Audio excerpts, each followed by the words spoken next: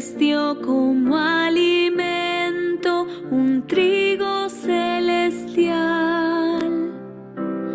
El Señor les dio como alimento un trigo celestial. Lo que hemos oído y aprendido, lo que nos contaron nuestros padres, lo narraremos a la próxima generación. Son las glorias del Señor y su poder. El Señor les dio como alimento un trigo celestial. Mandó a las nubes en lo alto y abrió las compuertas del cielo. Hizo llover sobre ellos el maná. Les dio como alimento un trigo celestial. El Señor les dio como alimento un trigo celestial. Todos comieron un pan de ángeles, les dio comida hasta saciarlos, los llevó hasta su tierra santa, hasta la montaña que adquirió con su mano. El Señor les dio como alimento un trigo celestial. El Señor les dio como alimento un trigo celestial.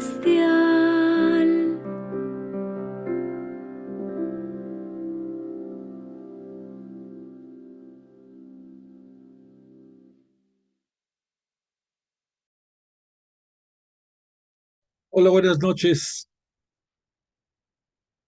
Gracias de que estás nuevamente aquí con nosotros en nuestro espacio virtual de nuestras clases de Biblia. Hoy, martes 13 de febrero del año 2024, con nuestras clases de Jesús de Nazaret bajo la óptica de los 4 evangelistas.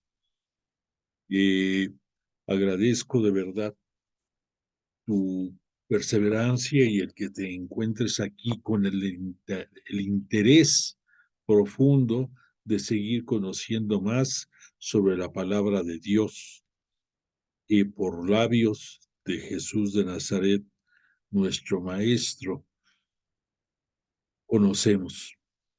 Y vamos a pedirle, como todas las clases, a Él y a su Espíritu Santo, que nos tengan la misericordia de acompañarnos para acrecentar nuestros sentidos, para que podamos poner no solamente nuestra atención, sino nuestro corazón y nuestra inteligencia para entender mejor su palabra. En ocasiones no es sencillo, pero confiamos en el Espíritu Santo que nos guía y en Él que es el unigénito de Dios, que nos dio a conocer todo lo que Dios Padre quiso cuando fue enviado Jesús en los tiempos de la plenitud aquí a estar entre nosotros. Bueno, pues le pedimos eso y muy particularmente le pedimos esta noche que en la víspera que hoy estamos del inicio de nuestra cuaresma de este año 2024, del tiempo cuaresmal, que tengamos no solamente la disposición, sino que tengamos la firme convicción de vivirla de una manera diferente a lo que ha sido nuestras pasadas cuaresmas en este mundo. Queremos que se note esa diferencia, queremos vivirla de una manera hermosa. Es un tiempo muy grande dentro de la iglesia, dentro de la liturgia, del calendario litúrgico, Obviamente, si no hubiera habido Navidad, pues no podría haber Cuaresma, pero queremos pedirle de verdad al Espíritu Santo y a Jesús de Nazaret que nos enseñen todo lo que tenemos que apreciar de su Pascua, de su pasión, de su muerte, de su gloriosa resurrección y ascensión a los cielos, todo lo que conlleva esto. Hemos estado, pues, atentos y perseverantes en su estudio y estamos llegando a la parte medular, a la parte central de nuestro curso, de la mano de Jesús de Nazaret. Entonces, de verdad, le pedimos que nos ayude a vivir de una manera intensa y cristiana esta cuaresma y que nos marque para bien, para poder eh, vivir de acuerdo a como Él espera de nosotros. Bueno, pues dicho lo anterior, te comento que el canto con el que abrimos nuestra sesión del día de hoy es una bella interpretación que se inspiró en el Salmo 78. Este salmo tiene un título de las lecciones de la historia de Israel. Y permíteme que te diga un poco acerca de este salmo. Dentro de la salmodia, que es una de las formas de remitirnos al nombramiento de los salmos en su conjunto, hemos dicho que son una historia de la salvación en cantos. Y dentro de esa historia de la salvación, obviamente, hay muchos géneros. Por ejemplo, hay súplicas, hay invocaciones, eh, hay cantos de alabanza, hay otros que se les llama de nacionales, porque son cuando se refieren a la historia del pueblo de Israel, pero a la historia de la nación, de lo que espera o esperaba, propiamente dicho. Y hay un género que es el género histórico. Dentro de este género histórico, este Salmo 78 pertenece a ese género y déjame comentarte que es el salmo más extenso dentro del género histórico. No te digo dentro de todos los salmos, porque este salmo 78, fíjate que lo integran 72 estrofas que nos va narrando la historia de Israel y va citando de manera, pues, hermosa, no tiene otra palabra, todo desde la que se inicia la historia de la salvación para el pueblo de Israel.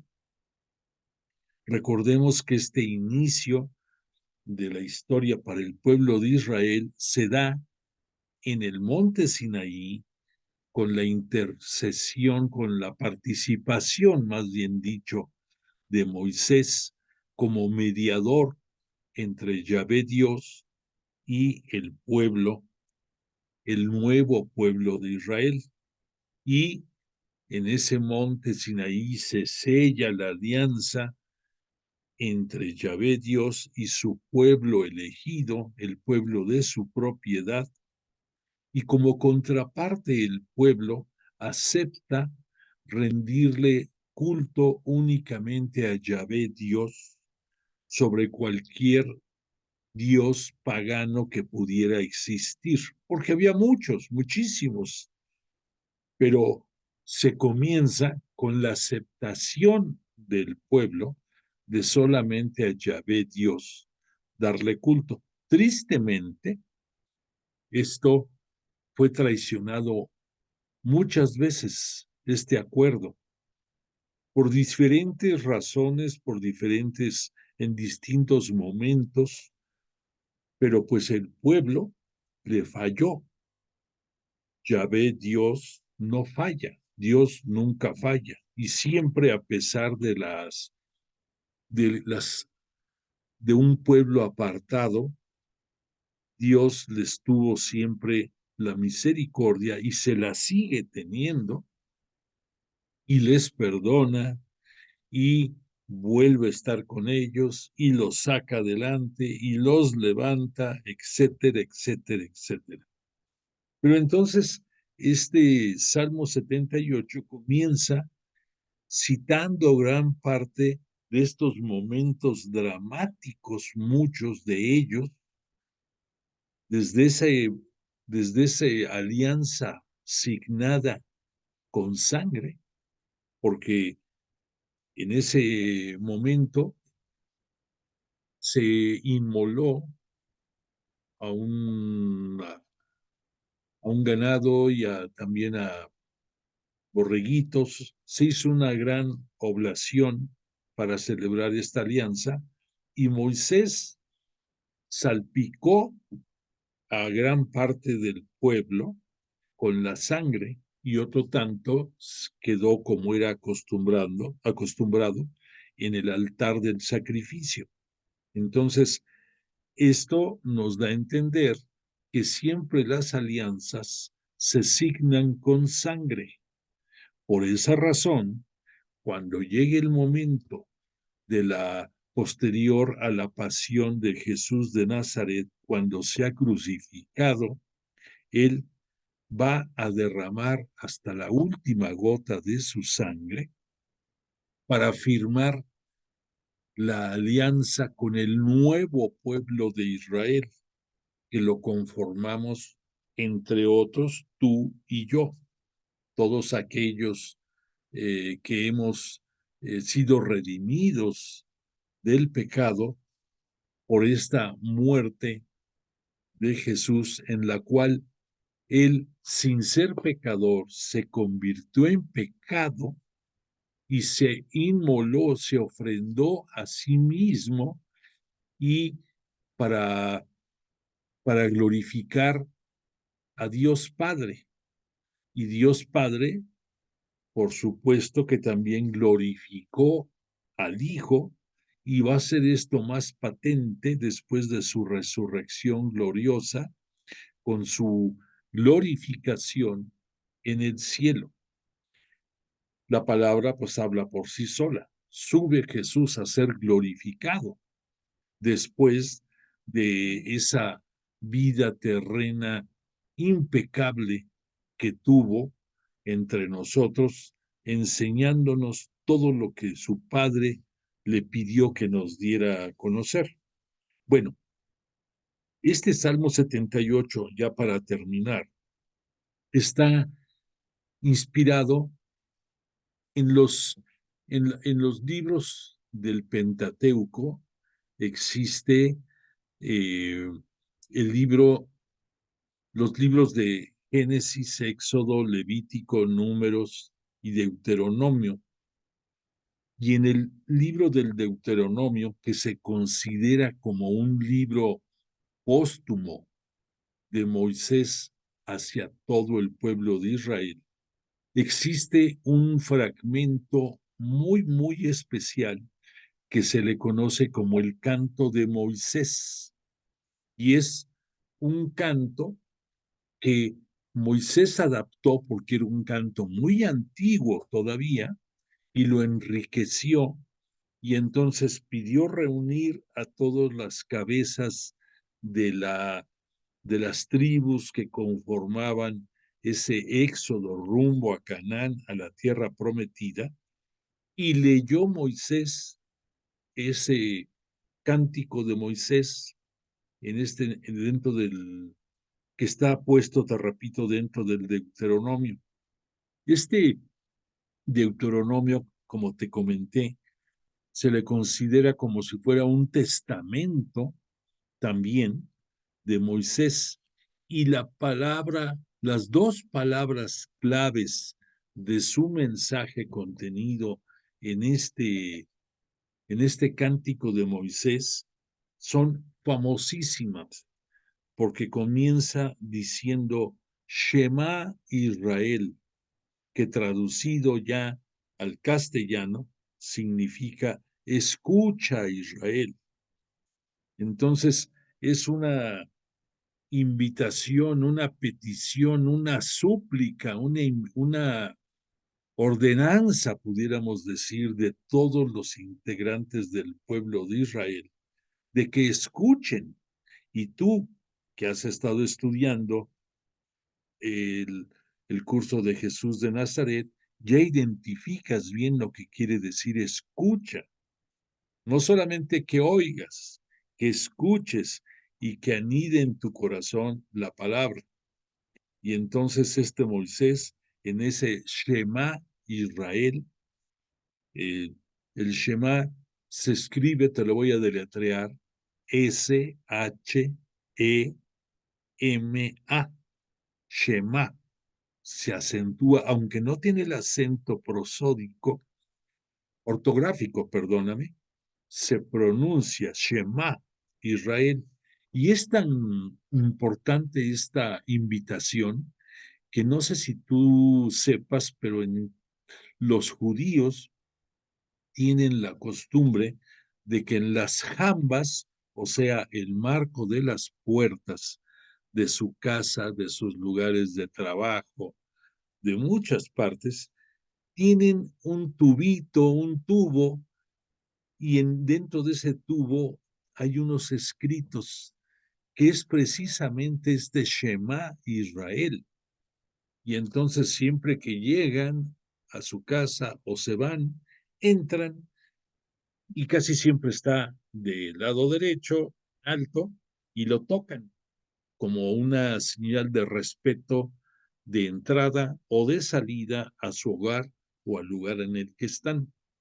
Entonces, pudiéramos decir que es el equivalente a que nosotros, frente a una imagen que nos invite a la piedad, a la oración, casi siempre nos santiguamos o, eh, o cuando llegamos saludamos ahí mismo. Entonces, ahí te das una idea de lo interesante y lo importante que es este signo dentro del judaísmo y de la historia de este Salmo 78. Bueno, pues dicho lo anterior, te invito a que después de esta plática que se me extendió un poco, como debe de ser, invoquemos y adoremos a Dios Padre, diciendo todos juntos en el nombre del Padre, del Hijo y del Espíritu Santo. Amén. Padre nuestro que estás en el cielo, santificado sea tu nombre. Venga a nosotros tu reino. Hágase tu voluntad en la tierra como en el cielo. Danos hoy nuestro pan de cada día. Perdona nuestras ofensas como también nosotros perdonamos a los que nos ofenden. No nos dejes caer en la tentación y líbranos del mal. Amén. Gloria al Padre, al Hijo y al Espíritu Santo, como era en el principio, ahora y siempre, por los siglos de los siglos. Amén. Y invocamos al Espíritu Santo y decimos, oh Espíritu Santo, don de Dios y fuerza de lo alto, fuente de agua brotante de vida eterna, desciende y mora en nuestros corazones. Haznos verdaderos adoradores del Padre, condúcenos a la plenitud de la verdad y transfórmanos en testigos de Jesús para llevar su nombre hasta los confines de la tierra. Amén. Bueno, ahora ya entrando de lleno a nuestro tema de clase, te comento que en las últimas clases estuvimos viendo las diferentes formas en que Jesús de Nazaret nos transmitió la catequesis y nos transmitió todas sus enseñanzas y estuvimos viendo muy particularmente gran parte de sus discursos, gran parte de sus signos de poder y en especial milagros que él hizo dentro de su ministerio público. Y la semana pasada estuvimos viendo gran parte de las parábolas que él pronunció también dentro de su ministerio. Estos tres elementos forman la comunicación que emanaba de Jesús de Nazaret hacia nosotros y misma que quedó respaldada en las versiones de la Buena Nueva del Evangelio que los distintos redactores evangélicos, tanto los tres sinópticos, Mateo, Marcos y Lucas, y también San Juan, nos transmitieron, y digo nos transmiten porque sigue siendo palabra viva, viva y eficaz, que nos enseña toda la gloria, toda la grandeza de Dios Padre y por supuesto de su unigénito Jesús de Nazaret, y y se agrega a todo esto el gran regalo que de parte de Jesús de Nazaret nos hizo al dejarnos en el Espíritu Santo, el complemento que nos guía y nos habla día con día hasta llegar el último de nuestros días, cuando llegue la parucía, la segunda venida de Jesús con todo el poder y la gloria al final de los tiempos. Bueno, pues todo esto, junto con todo lo que hemos estado viendo desde el momento de la encarnación, después el bautismo de Jesús, su vida familiar, o sea, la esfera de familiar que él vivió, los, los destellos que tenemos acerca de su vida familiar, y ya después fuimos entrando poco a poco a todos los aspectos de su ministerio público, que recordemos que su ministerio público partió del otoño del año 27 y va a concluir el día viernes 8 de abril del año 30. Se considera que el ministerio público de Jesús abarcó 3 Pascuas, 3 años.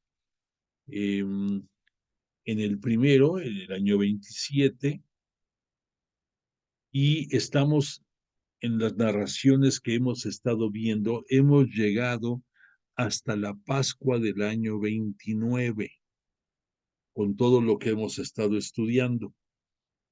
Nos queda un punto muy importante previo a ya entrar a lo que sería los antecedentes de su pasión, muerte, sepultura y gloriosa resurrección. Y esto es lo que vamos a ver esta noche, que está soportado obviamente en las 4 versiones del Evangelio, de los sinópticos y de Juan, y que también en nuestro libro de apoyo del padre Carrillo Alday, él lo intitula este capítulo como la cruz y la gloria del Hijo del Hombre. Es necesario que reflexionemos lo mejor posible sobre este punto para que podamos entender el porqué de su pasión y muerte. Si no tenemos una claridad de este concepto de la cruz y la gloria, nos podemos perder en los siguientes capítulos en que nos van a hablar de todo lo que vivimos dentro de la Cuaresma. Y esto, pudiéramos decir de la cruz y la gloria, este capítulo, lo debemos de considerar como algo soporte para que podamos entender el tiempo de Cuaresma, para que podamos vivirlo mejor y para que podamos tener la claridad de los acontecimientos que vamos a recordar en la Semana Santa. Todavía en estos tiempo preliminar, tiempo previo, vamos a tener soportes dentro de la liturgia en Mateo, en Marcos y en Lucas, primordialmente en Marcos. Pero ya cuando llegue la Semana Mayor, la Semana Santa, toda la liturgia va a versar sobre la presentación y sobre todo el desarrollo que Juan nos hace en su Evangelio. Recordemos que en el caso de Juan, su Evangelio consta de dos grandes apartados. Uno, que él autodenomina el libro de los signos, y otro que denomina el libro de la gloria. El libro de la gloria va a versar básicamente de la pasión, muerte, sepultura y gloriosa resurrección de Jesús, su ascensión al cielo para convertirse formalmente en el Cristo y Mesías, y, y va a concluir acabando de darnos la justificación con hechos y narraciones de que Jesús era y sigue siendo por toda la eternidad el unigénito de Dios que todo mundo esperábamos. Bueno, pero en el caso de Marcos, él puntualiza muchas cosas previas a la pasión, y también ya en la pasión también es un poco escueto, porque recordemos que su evangelio no divaga en muchos detalles, o no se extiende, más bien dicho, en muchos detalles. Lucas sí lo hace, pero realmente en quien se soporta gran parte de los acontecimientos previos a la pasión y muerte de Jesús es en Mateo. Este Mateo, recordemos que él en su evangelio, que ya hemos hablado, que consta de 7 partes, la parte 1 nos habla de la genealogía de Jesús. Las 5 partes siguientes nos habla sobre el reino de los cielos. Con diferentes conceptos nos va dando a conocer la grandeza del reino de los cielos. Recordemos que Mateo no decía el reino de Dios, y que ya para nosotros lo ubicamos con ambos nombres, pero pues es el reino de Dios, la vida eterna. Bueno, entonces, dicho todo esto, vamos a adentrarnos a ir leyendo un poco sobre el libro de apoyo del padre Carrillo, y nos vamos a enriquecer con lo que en el Evangelio dice. Fíjate que aquí voy a cometer algo indebido, porque siempre debemos de partir de la lectura del Evangelio y complementarlo con las extensiones del libro de apoyo. Sin embargo, discúlpame que hoy voy a hacerlo al revés, no por falta de respeto a la escritura, sino para que podamos ir amarrando mejor los conceptos que en el libro tenemos. Entonces, vamos a comenzar citando que Jesús es el profeta que debía venir al mundo.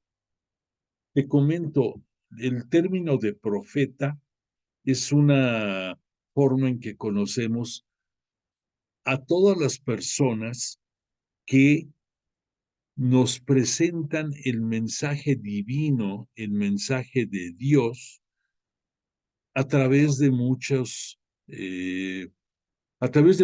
formas.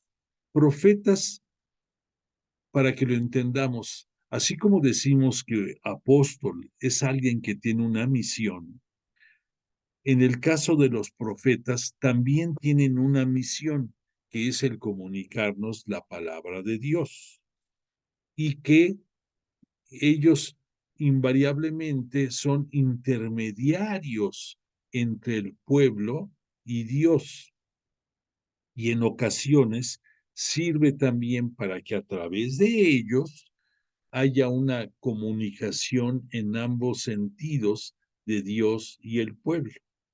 Y que los profetas invariablemente estaban muy cercanos al rey, porque lo asistían y le hacían saber todos los oráculos, así se le llama, esa palabra de oráculo, a los designios de Dios que tenía para su pueblo y que valía la pena que estuviera enterado el rey para aplicarlos y actuar en consecuencia. Bueno, pues para que tengas una idea nada más, se data que hubo en la historia de la salvación miles de profetas, miles. O sea que nosotros conocemos básicamente los últimos 12 profetas que tienen su libro dentro de la Biblia, pero hubo muchísimos, muchísimos más. Y muchos de los que previos a estos 12 profetas, los conocemos algunos de ellos por tradición o porque los profetas que tienen su libro dentro de la Biblia nos lo citan. Pero entonces, ya teniendo claro que un profeta es quien nos da a conocer la palabra de Dios, podemos captar mejor que Jesús era el profeta que debía venir al mundo. No le está quitando ningún atributo de los que él tiene, que conocemos algunos que los hemos citado, que es, además de ser el unigénito de Dios, es también el Mesías, y aunque las autoridades religiosas judías no lo aceptaron, eso no quita que Jesús era el Mesías, que después, siguiendo las narrativa de las profecías de Daniel, uno de los profetas que tiene el libro, Jesús se autodominaba en gran parte de su carrera mesiánica como el Hijo del Hombre. Esto lo vamos a entender mejor ahora que vamos a entrar a la fase de su pasión y muerte como hombre. Y que también otro de los grandes profetas, que es Isaías, va a citar a Jesús como el siervo de Dios, el siervo de Yahvé. Y para ser más exacto, ya cuando se acerca su pasión y muerte, hay varios cánticos dentro de las profecías de Isaías, son 4 para ser exactos, en que se refieren al siervo sufriente de Yahvé, que es el propio Jesús.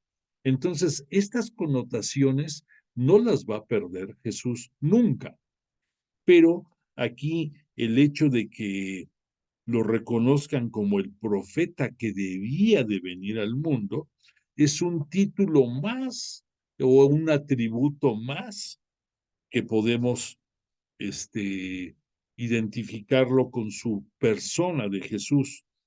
Y esto te lo voy a desmenuzar un poquito más y me voy a remitir a que, bueno, voy a poderte leer, porque es breve, del Evangelio de Juan, en el capítulo 6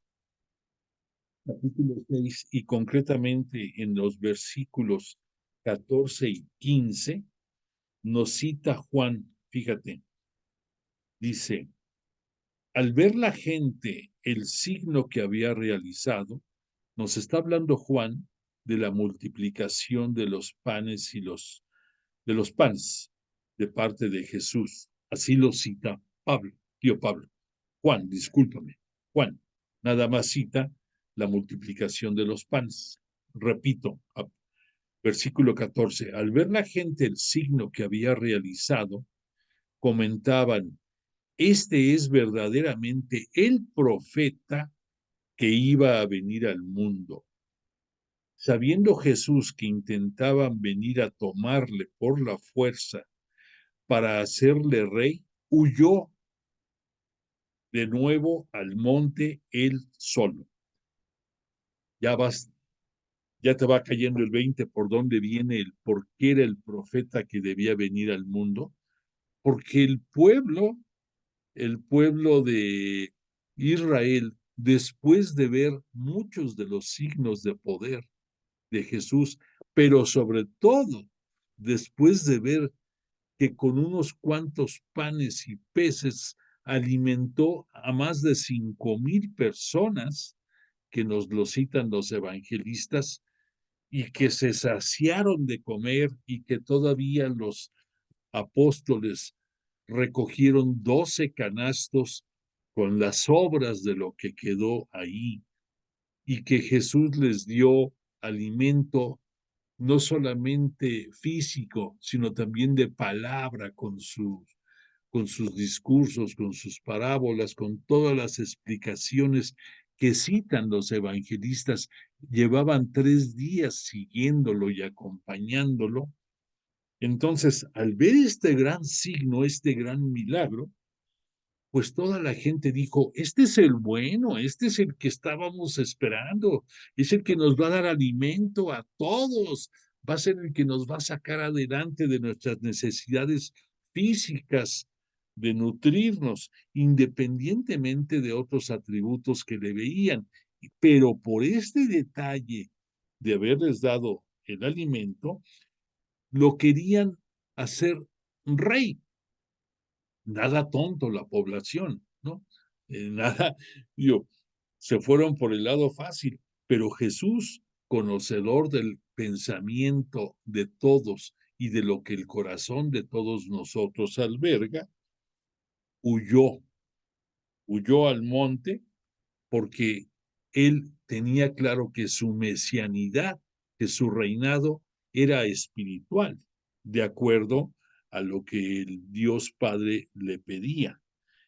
Pero por este motivo, ya entiendes por qué la gente lo vio como profeta y lo quería hacer Mesías, lo quería hacer rey por los signos de poder que en él veían. Bueno, después de esto, el propio evangelista Juan nos pone el antecedente de, de la Eucaristía. Te pongo esta lámina para que podamos ir siguiendo mejor de lo que estamos hablando.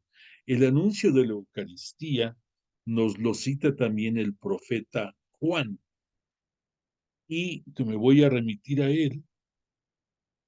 Va en el mismo capítulo 6, va del versículo 54 al 56, y dice así, permítame un segundo. Es que estoy en otro evangelio, perdón, estaba yéndome a otro, estaba yendo con Mateo. Vuelvo a tomar el hilo, y aquí en la narrativa de Juan, capítulo 6, versículo 54, nos cita Juan que Jesús, voy a leerte un poquito antes para que le captes mejor, a partir del 52.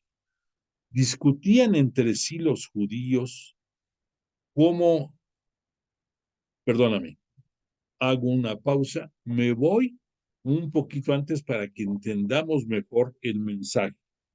Me voy al versículo 48, y de ahí voy a partir. Dice Jesús, yo soy el pan de vida. Vuestros padres comieron el maná en el desierto y murieron. Este es el pan que baja del cielo para que quien lo coma no muera. Yo soy el pan vivo, bajado del cielo. Si uno come de este pan, vivirá para siempre. Y el pan que yo voy a dar es mi carne para una vida del mundo. Aquí la palabra mundo significa eh, a todo, a todos los integrantes, a todos los habitantes de este mundo. Es la connotación de esta expresión ahorita, porque puede tener otras acepciones. Y después los judíos, al escuchar esto, decían, ¿cómo puede darnos a comer su carne? Jesús les dijo, en verdad os digo, que si no coméis la carne del Hijo del Hombre y no bebéis su sangre, no tendréis vida en vosotros. El que come mi carne y bebe mi sangre, tiene vida eterna, y yo lo resucitaré el último día.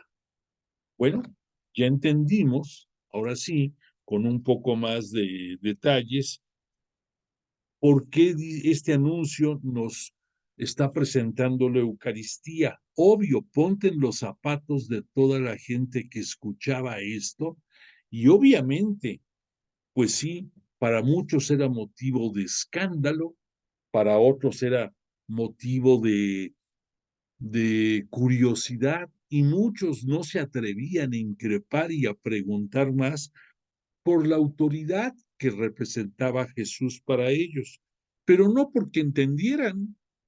O sea, se quedaron, como decimos ahora, con cara de ¿what? ¿Qué es esto? Entonces muchos de sus discípulos, al oírle, dijeron, hago la aclaración, discípulos, no sus apóstoles, pero dentro de sus discípulos, al oírle, dijeron, es duro este lenguaje. Y desde entonces muchos de sus discípulos comenzaron a separarse de Jesús. Ante esta situación, Jesús preguntó a los 12, a sus apóstoles, ¿también vosotros queréis marcharos? A lo que Simón Pedro respondió, Señor, ¿a quién vamos a ir? Tú tienes palabra de vida eterna, y nosotros creemos y sabemos que tú eres el Santo de Dios. Esto lo cita Juan en sus versículos 67 y 69 de este capítulo. Con esta palabra, Pedro confesaba implícitamente la mesianidad de Jesús. Déjame decirte un poquito, un, terminar este episodio y luego te voy a remitir, nos vamos a remitir a Mateo que lo dice con más precisión esta narración que acabamos de ver. Nada más dice, muchos discípulos, a pesar de los prodigios y sus obras de poder, veían que había estallado una crisis y empezaron a abandonar a Jesús. Se entretejen perspectivas en esta narración de gloria y de sufrimiento, de luz y de sombras, de muerte y resurrección, unido a la voluntad del Padre y a la aceptación de Jesús y de la inspiración del Espíritu Santo. Jesús va descubriendo detalles de su misión mesiánica de acuerdo a los designios de Dios. Aquí es importante que tú reflexiones, dices, ¿cómo que va conociendo? Recordemos que Jesús nunca dejó de tener su divinidad celeste, aún siendo hombre, pero que al venir en los tiempos de la plenitud, se abajó y tomó las condiciones igual que todos nosotros de hombre. Entonces, es cierto que él en la comunicación, en la oración que tenía con su padre, conocía muchísimas cosas, pero como hombre, como humano, había algunas cosas que no las conocía del todo, no en la magnitud que suponemos. Entonces, es válido este comentario que dicen que Jesús va descubriendo detalles de su misión mesiánica de acuerdo a los designios de Dios como hombre. No se te olvide eso. Bueno, dicho esto, vamos a entrar a la parte importante que está aquí en la parte tercera, y para esto nos vamos a ir al Evangelio de Mateo, que lo cita, que lo transcribe de una manera hermosa. Me voy a ir, por si me quieres seguir, al capítulo 16 de Mateo a partir del versículo 13 y dice: tras llegar Jesús a la región de Cesarea de Filipo, hizo esta pregunta a sus discípulos: ¿quién dicen los hombres que es el Hijo del Hombre? Recuerda, el Hijo del Hombre es la manera en que él se denomina, inspirado en las profecías de Daniel. Entonces la pregunta es válida. Dice, ¿quién dicen los hombres? O sea, ¿quién dicen las personas que es el Hijo del Hombre? O sea, ¿quién dice que soy yo? Y ellos respondieron, unos que Juan el Bautista, otros que Elías, otros que Jeremías o uno de los profetas. O sea, era lo que escuchaban los apóstoles que decían las personas acerca de Jesús. En, recordemos que entre los judíos y concretamente los fariseos creían en una especie de resurrección del espíritu de ciertas profetas que ellos habían tenido y que los iban a ver en otros reflejados. Por eso decían que Jesús para algunos era Juan el Bautista, otros que era Elías, otros que Jeremías o otro de los profetas. Pero entonces Jesús, la pregunta obligada después de esto es, pero ustedes, vosotros, ¿quién decís que soy yo? Pregunta directa a sus apóstoles. Simón Pedro contestó, tú eres el Cristo, el Hijo de Dios vivo. Al decir Cristo, esta palabra en estricto orden se le debe de dar a Jesús hasta después de su resurrección, cuando asciende al cielo.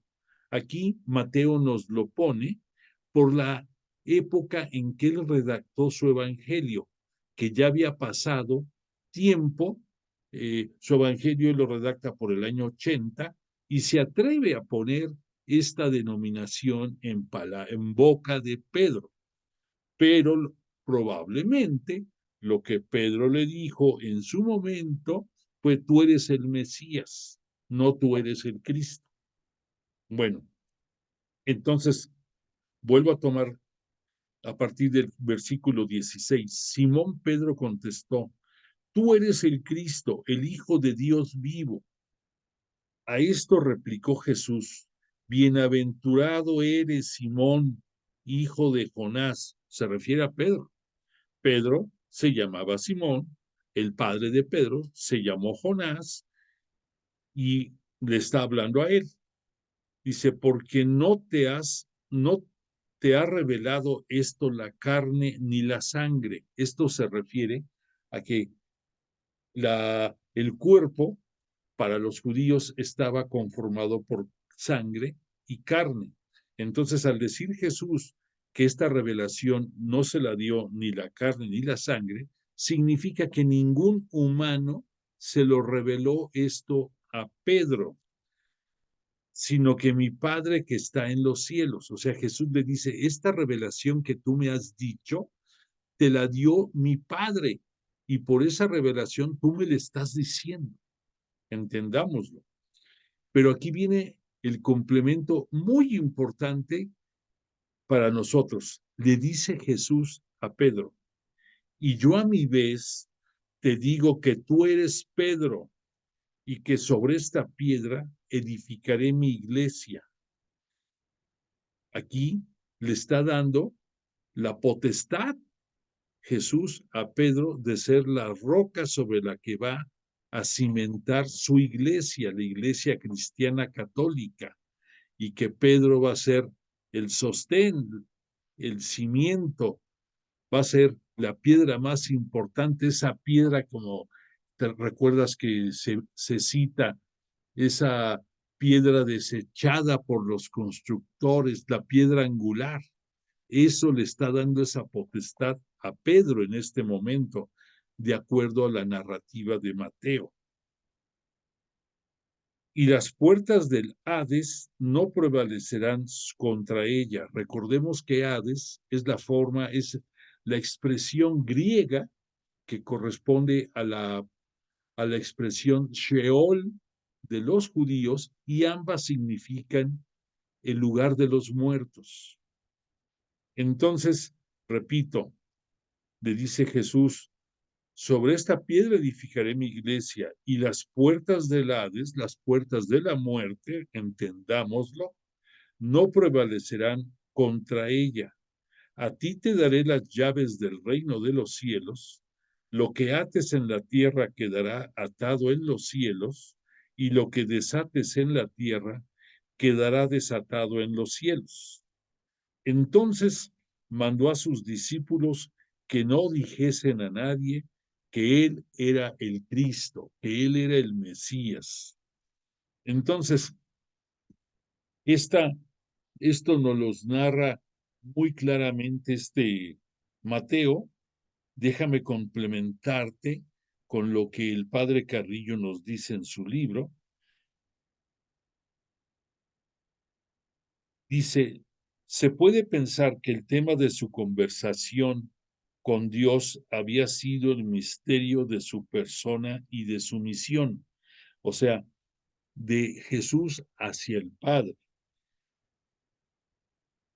Y después vino la pregunta de que ¿quién dicen los hombres que soy yo? La pregunta que les hizo a ellos, a sus apóstoles. Y después la pregunta obligada de quiénes ellos decían que era Jesús.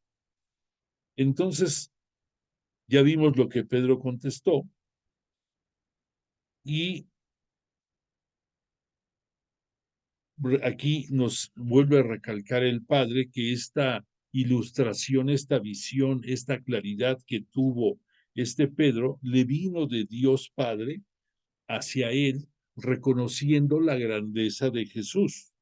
Bueno, después de este anuncio de que Pedro reconoce la mesianidad de Jesús y que Jesús le otorga la potestad a Pedro de ser la piedra angular de su iglesia, viene el primer anuncio de la pasión de Jesús.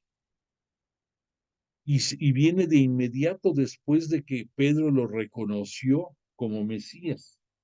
Mateo, en su versículo 21 del mismo capítulo 16, lo narra.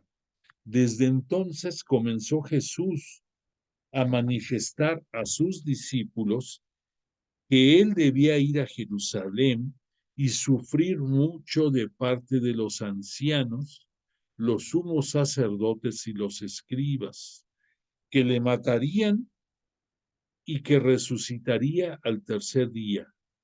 Pedro se lo llevó aparte a Jesús y se puso a reprenderle a Jesús. Bueno, una manera, no lo pensemos como a regañar a Jesús, imposible. O sea, no le iba a cometer esa falta de respeto. Pero recordemos que Pedro era muy impulsivo y que además no cabía en su cabeza de Pedro el que Jesús fuera a sufrir, que Jesús fuera a morir. Era una sorpresa mayúscula para él. Y entonces le dice al maestro, le dice: ni se te ocurra, Señor, de ningún modo sucederá esto, lo que les dice. Pero volviéndose Jesús a Pedro, le dijo: quítate de mi vista, Satanás, solo me sirves de escándalo, porque tus pensamientos no son los de Dios, sino los de los hombres. Entonces, entendamos un poco aquí lo que pasa. Repito, Pedro no puede imaginar que su maestro, que su Mesías vaya a sufrir y menos que vaya a morir. Y en algunos momentos Pedro va a querer va a invitar a los demás apóstoles a que defiendan a Jesús y a que den su vida por él. Sin embargo, Jesús estaba claro de cuál era el destino que el triste destino como hombre que iba a tener y el gran destino de ser glorificado posteriormente y de abrirnos las puertas del cielo. Él solo sabía, pero eso no quita que iba a venir unos tragos muy amargos para él.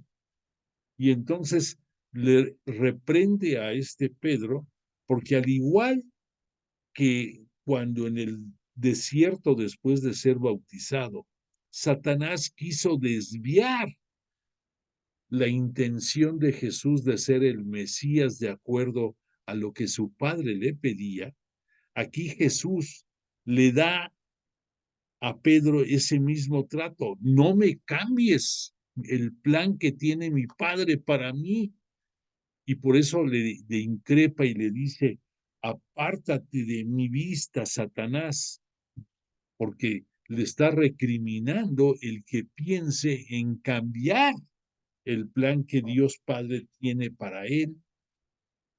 Y pues repito, como hombre entendemos a Pedro en su arrojo de lo que decía, pero pues reconocemos que Jesús sabía lo que iba a venir y por eso esta expresión tan dura. Bueno, entonces, después de haber manifestado esto, vamos a ver un cambio, pudiéramos decir, no en la intención del ministerio público de Jesús. Aquí nos queda por ver otras dos anuncios de la pasión y vamos a remitirnos a ellos en unos momentos más, pero quiero enfatizar que imagínate, estamos hablando que está próxima la Pascua del año 29. Estamos a escaso un año de que Jesús va a vivir su pasión y muerte en la cruz. Entonces, él estuvo dedicándose prácticamente a los judíos y posteriormente a los paganos por dar a conocer la palabra de Dios Padre. No va a dejar de hacerlo en las oportunidades que hay, pero tiene ahorita ya una prioridad, pudiéramos decir primera, no digo que más importante, pero sí primera, de transmitirles a sus apóstoles todo su conocimiento, toda su catequesis y la preparación para que, sabiendo que él va a pasar por este trago amargo y que después va a venir su resurrección, pero también su ascensión al cielo y que ya no va a regresar, le urge que sus apóstoles estén en la mejor condición posible para afrontar la tarea que les va a dejar de llevar su palabra hasta los confines de la tierra. Entonces, van a venir acontecimientos muy enfocados a reforzar este conocimiento de los apóstoles. Concretamente, vamos a ver que por un lado, Jesús les empieza a hablar de las condiciones que deben de tener ellos, apóstoles, como seguidores del propio Jesús. Continúo con Mateo en el propio capítulo 16, a partir del versículo 34, y dice, entonces dijo Jesús a sus discípulos, si alguno quiere venir en pos de mí, niéguese a sí mismo, tome su cruz y sígame, porque quien quiera salvar su vida la perderá, pero quien pierda su vida por mí, la encontrará. Pues de qué, bueno, hago un alto para que entendamos mejor. Aquí Jesús les está diciendo que Él va a abrazar su cruz como un signo de cumplir la voluntad del Padre. Ellos todavía no saben, los apóstoles, que va a morir crucificado. Saben que va a sufrir, pero hasta ahí. Pero aquí Jesús ya se está adelantando y diciéndole a sus apóstoles, quien quiera seguirme, que tome su cruz, así como él está abrazando su misión y la culminación de su vida, de su ministerio, por designio, por voluntad de Dios Padre, y los invita a que ellos hagan lo propio, cada uno en su vida. Y de eso que dice, quien pierda su vida por mí la encontrará, es una manera de decir, si tú mueres por mí, claro que vas a tener vida eterna y vida en abundancia con todos los reconocimientos posibles. Es entendible, pero son palabras que a veces no las podemos digerir como debe de ser. Agrega Jesús, pues ¿de qué le servirá al hombre ganar el mundo entero si arruina su vida? Una manera de decir, ¿de qué te sirve tener tanta grandeza terrenal si cuando llegue el momento decisivo de aspirar a la vida eterna, no tienes la cruz, abrazada a la cruz, afianzado a la fe de Jesús y esa cruz cumpliendo la voluntad del Padre en tu misión terrena, en tu día a día, en el amor al prójimo? Si no tienes abrazada esa cruz, ¿de qué te sirve que tengas todo lo demás de este mundo? Porque el Hijo del Hombre, Jesús, ha de venir en la gloria de su Padre con sus ángeles y entonces pagará a cada uno según su conducta. Os aseguro que a algunos de los aquí presentes no gustará la muerte hasta que vean al Hijo del Hombre venir en su reino. Aquí es un poquito difícil de entender. Probablemente este Mateo se estaba refiriendo al corto tiempo que en que muchos iban a tener la oportunidad de ver la resurrección de Jesús y de ser y de saber de sus apariciones. Pero aunque nos cita la parucía, pues la forma en que dice, algunos de ustedes no gustarán la muerte, eso de gustar la muerte quiere decir no vivirán la muerte sin ver la presencia del Hijo del Hombre venir en su reino. Pero ya el mensaje, pudiéramos decir, más elevado es que todos nosotros vamos a vivir la parucía de Jesús, del Cristo, del Mesías, que va a venir efectivamente con sus ángeles al final de los tiempos y a los que estén vivos los juzgará y a los muertos también, a los que no hayan tenido aún su juicio particular y dependiendo de estos méritos llegarán a la vida eterna o no. Recuerda que es decisión tuya el poder llegar a la vida eterna, porque tienes tu libre albedrío y tienes inteligencia y tú sabes si abrazas a Jesús y sigues sus mandamientos de amar a Dios sobre todas las cosas y de amar al prójimo como Jesús te ama a ti, como nos ama a todos nosotros. Bueno, entonces Jesús, digo que comento de nuevo que les sigue llenando a ellos la idea de que va a sufrir, de que va a morir, de que va a padecer y que eso se va a dar en Jerusalén. El segundo aviso de su muerte va a venir después de la transfiguración. Y quiero remitirme también con el propio Mateo a la narrativa de la transfiguración. Me voy al capítulo 17 y dice así, 6 días después tomó Jesús consigo a Pedro, a Santiago y a su hermano Juan y los llevó aparte a un monte alto.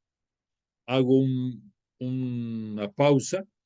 Al poner aquí 6 días después, va de la mano, recuerda que desde el Génesis el hombre fue creado por Dios Padre, fue Dios Padre por Jesús de Nazaret, también de Dios Hijo y del Espíritu Santo, pero bajo la obra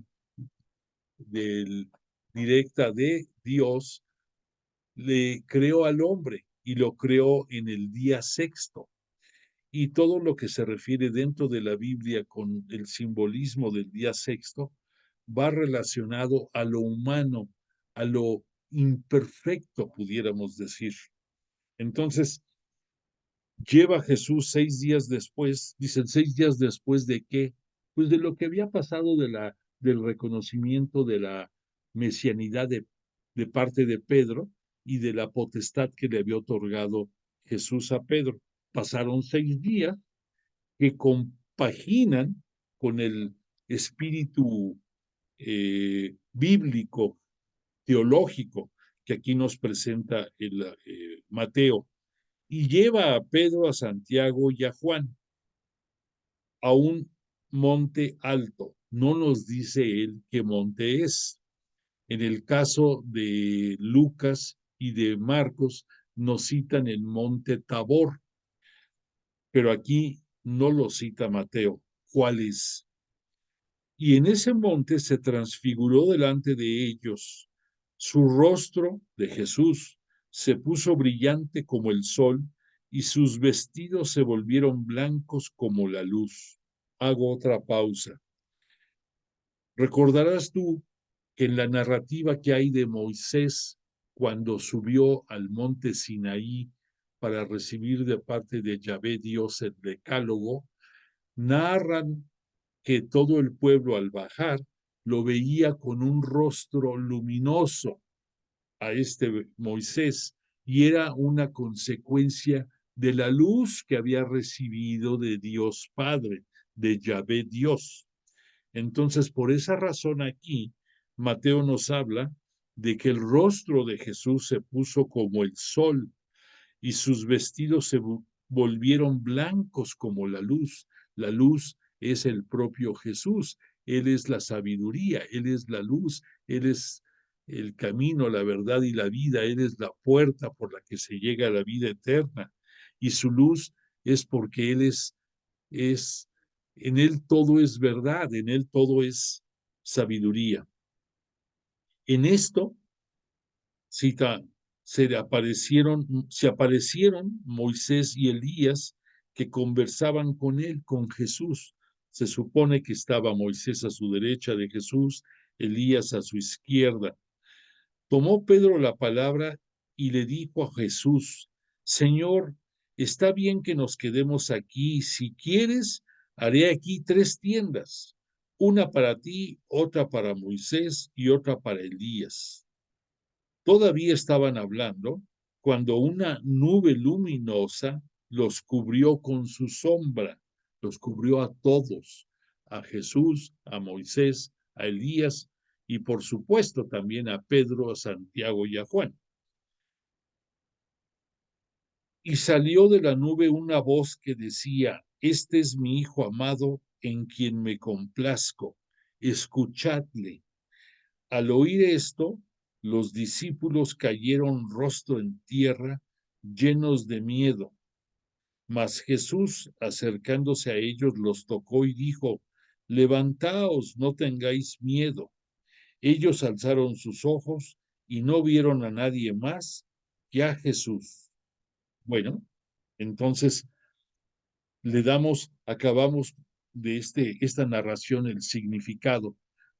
Moisés dentro del judaísmo es el profeta, el profeta más grande que los judíos reconocen, aunque la misión de Moisés era llevar al pueblo de Israel hacia la tierra prometida. No era el que fuera profeta, sino que llevara al pueblo.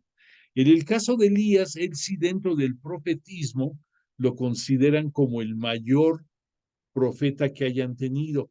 Y existe la tradición de que este Elías en un carro de fuego fue llevado al cielo. Pero según vaticinios, entre otros de Malaquías y de otros profetas, decían que Elías iba a venir como precursor antes de la llegada del Mesías.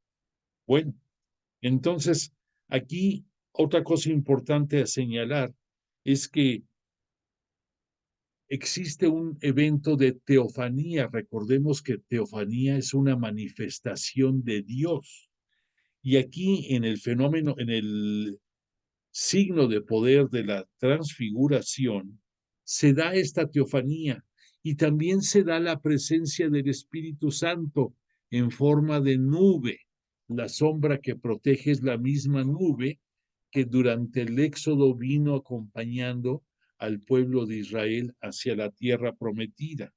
Entonces, la Santísima Trinidad está presente en el evento de la transfiguración y que en este evento de la transfiguración hay algo más que no alcanzan a ver los apóstoles y que nosotros, después de mucho estudio y después de mucha reflexión, medio entendemos que el rostro iluminado de Jesús y sus vestidos blancos y brillantes, algunos dicen que un brillo que ningún tejedor de tela o teñidor de tela podría dar en este mundo, tiene una explicación. Jesús tiene la luminosidad con la cual lo vamos a apreciar después de su resurrección gloriosa.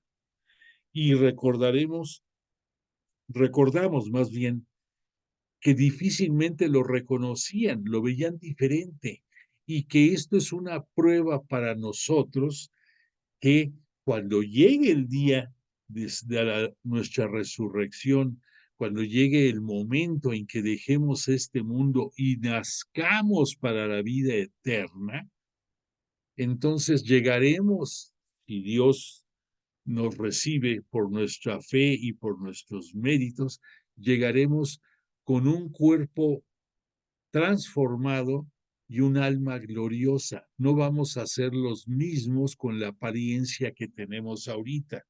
Entonces, en el evento de la transfiguración, Jesús adquiere esa connotación y por eso es completamente diferente al Jesús hombre que sus apóstoles conocen. Bueno, y también esto, nada más otro comentario, cuando Pedro dice que van a ser 3 tiendas, nos da el tip de que esta transfiguración pudo haber pasado por la época en que los judíos celebraban la, la tienda de los tabernáculos, la festividad de las tiendas, no de los tabernáculos. La festividad de las tiendas, que va relacionada también con el tabernáculo que era la tienda en que iba la alianza. Pero la fiesta de las tiendas era el que, recordando el episodio del Éxodo, que va muy ligado a la Pascua, hacían tiendas y ahí pasaban las noches, una semana completa los judíos, y lo siguen haciendo para recordar que fueron liberados del yugo de Egipto por la gracia de Yahvé Dios a través del Éxodo. Lo siguen celebrando.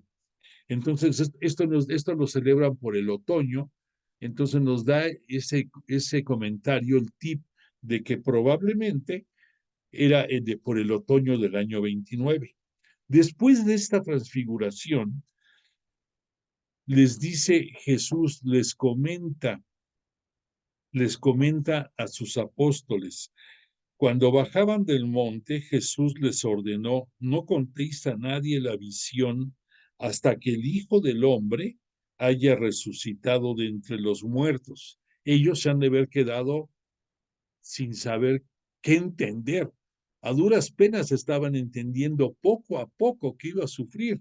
Y aquí ya Jesús les dice que no diga nada hasta después de su resurrección.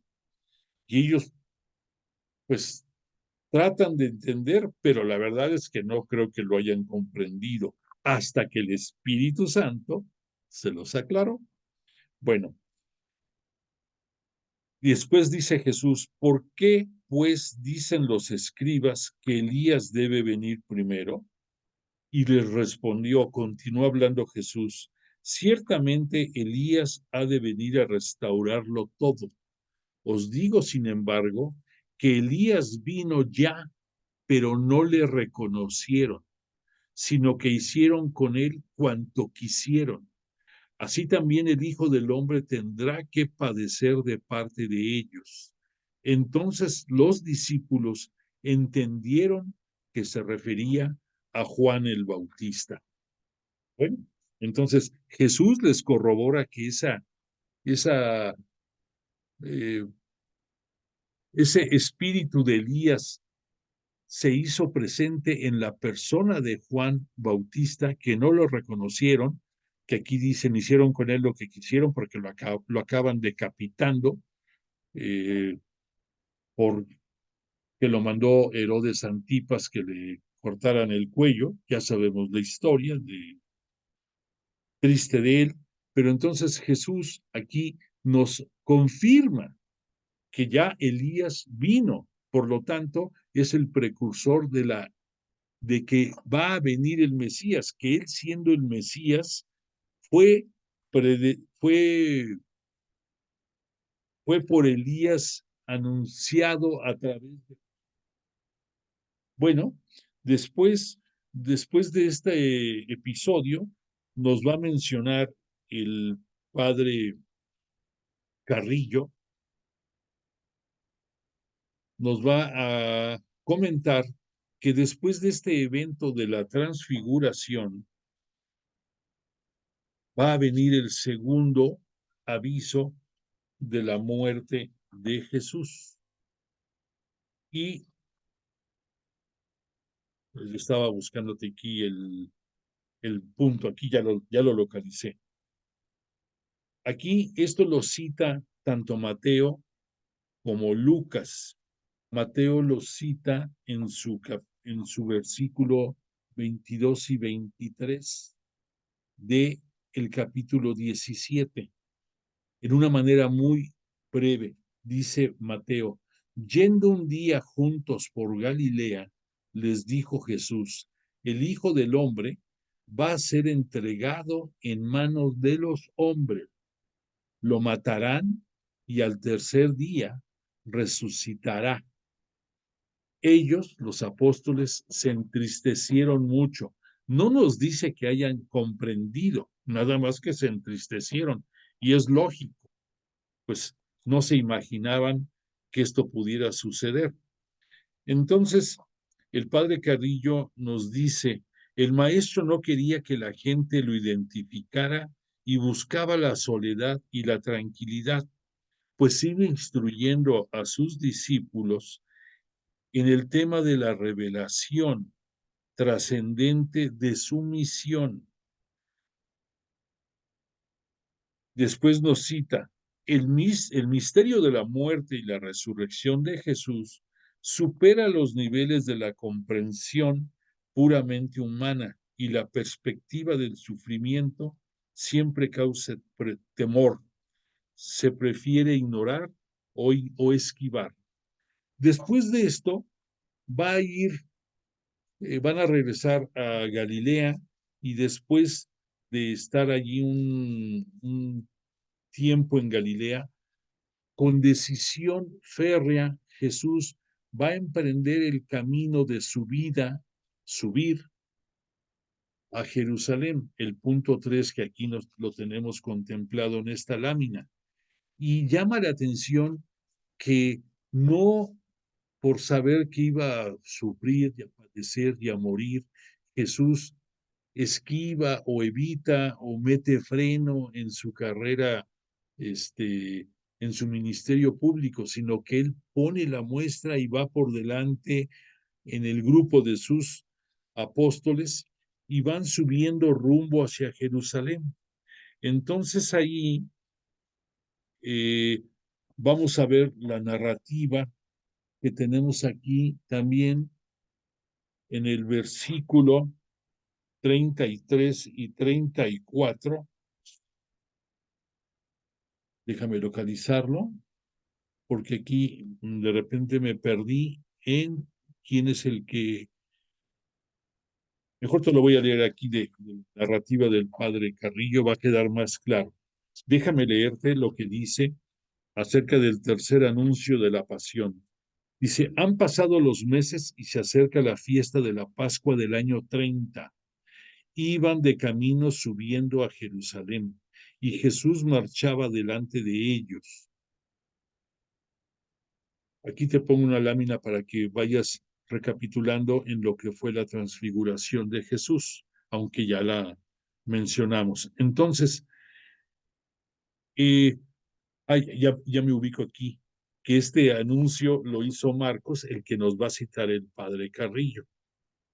Dice, Marcos describe el estado de ánimo de los personajes que estaban sorprendidos y que siguiendo a Jesús iban con él, pero tenían miedo los apóstoles.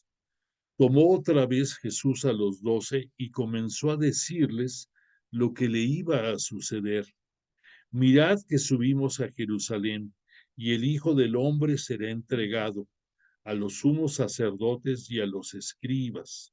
Lo condenarán a muerte y le entregarán a los gentiles, y se burlarán de él, le escupirán, le azotarán y le matarán, y a los 3 días resucitará.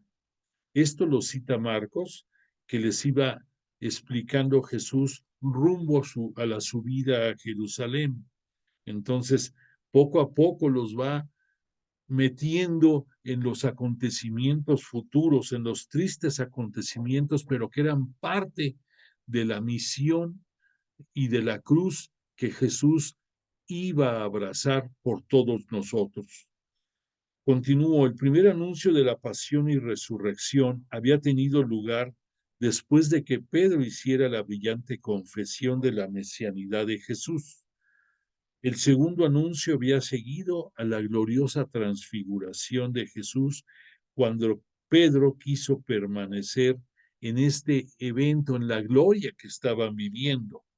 El tercer anuncio de la pasión y resurrección se presenta ahora, en el momento en que Jesús va subiendo a la ciudad santa, a Jerusalén, donde tendrá lugar grandes acontecimientos, pero los discípulos no comprenden lo que va a suceder. Jesús, por su parte, sabe bien a dónde va y lejos de rehuir su destino, toma la delantera y avanza con tal firmeza que causó sorpresa a los discípulos. Los compañeros de expedición tenían miedo, como presintiendo un drama que se avecinaba. Jesús, siempre maestro, quiere hacer saber a sus discípulos que él conocía de antemano su destino doloroso y a la vez glorioso. Más aún, Jesús quiere asociar en cierta forma a sus discípulos, de allí el verbo en plural, subimos o subamos, los está involucrando en este desenlace de la misión liberadora de Jesús. Esta tercera predicción de su muerte se distingue de las anteriores por su precisión. En Jerusalén, él será entregado a los sumos sacerdotes y los escribas.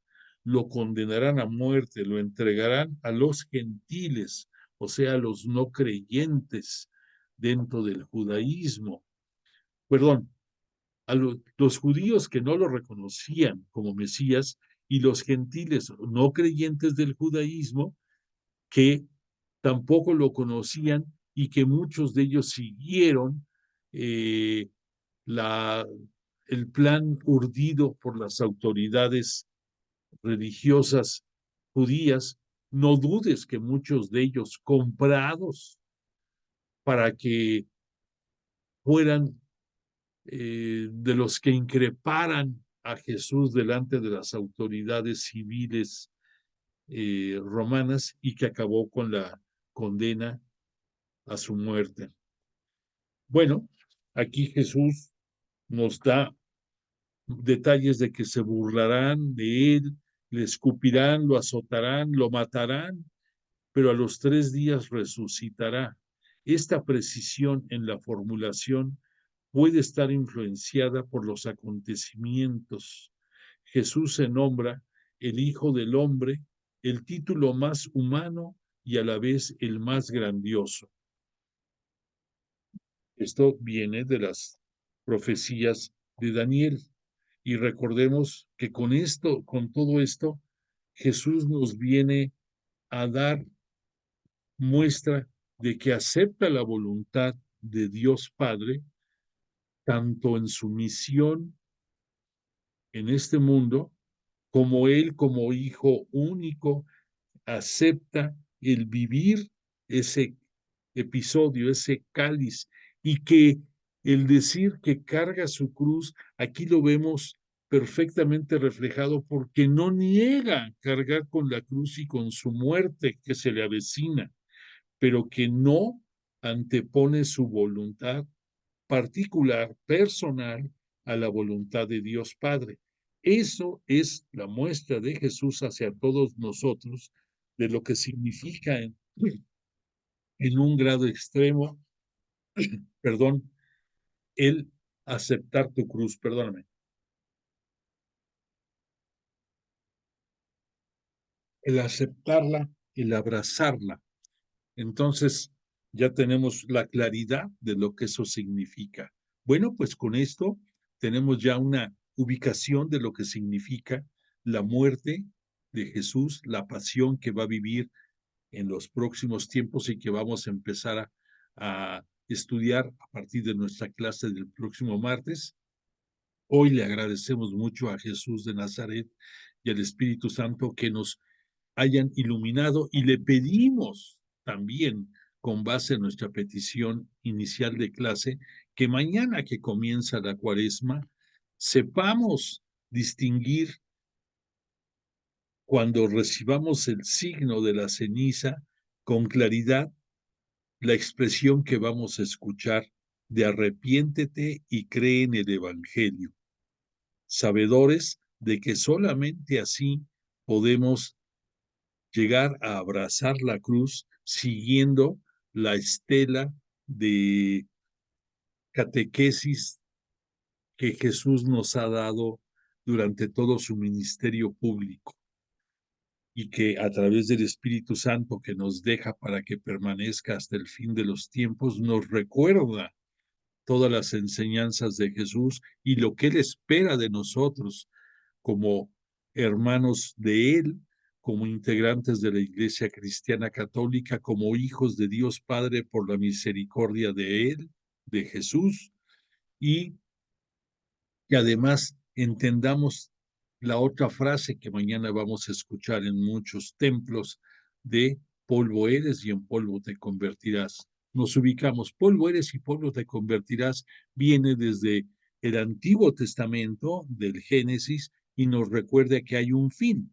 Muy bien, pero el arrepiéntete y cree en el Evangelio es lo que a partir de la buena nueva, que es la vida de Jesús de Nazaret, conocemos a través de las versiones de los 4 escritores sagrados, sus evangelistas, y la invitación a que lo vivamos intensamente esta cuaresma está puesta sobre la mesa. Jesús nos está invitando a que subamos con Él a Jerusalén, a que compartamos con Él su pasión, su muerte, su resurrección gloriosa, su glorificación y el que disfrutemos que no puede haber gloria sin muerte, que si tenemos una vida eterna es porque Él murió, porque Él se convirtió en ese grano que al morir da vida a la vida eterna, perdón por la redundancia, pero da vida a la vida eterna y ese es para nosotros, es lo que Él nos consigue, porque nos redime del pecado, porque vence a la muerte, porque nos abraza, porque entrega su vida por todos nosotros y nos invita a que así como Él cargó su cruz, nosotros la acompañemos en las próximas sesiones a Jerusalén viviendo su palabra. Bueno, pues agradecidos con Él. Yo también te agradezco a ti el que me hayas acompañado y te invito a que tengas perseverancia en las próximas semanas porque van a ser intensas en cuanto a la enseñanza y deseo para ti y toda tu familia que tengan salud, que todos vivan bien esta cuaresma y que Dios nos siga bendiciendo esta noche y todos los días. Manda constancia de tu presencia y te invito a que escuches nuestra canción de cierre y te deseo buena noche.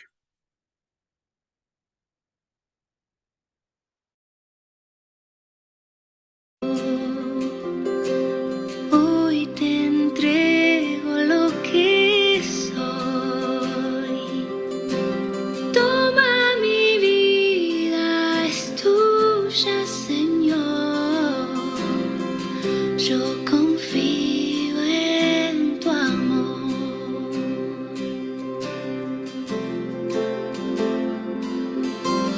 Quiero amar como tú amas,